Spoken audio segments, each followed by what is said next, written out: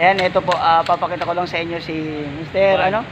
Van. Siya po yung nagme-maintain ng mga halaman dito sa NCR. Ang ganda ng mga design na ginagawa niya. At ito po, sabi niya nga, kailangan din ito matutunan ng mga bata kasi napakagandang skills po ito. Kailan artistic rin at saka magaling din siya mag-alaga ng mga halaman. So, ayan po, sana panoorin niyo yung aming YouTube channel. Ayan, yes. Coach Manny. Ayan. So, ayan. Ayan. Maraming salamat. God bless you all. Bye.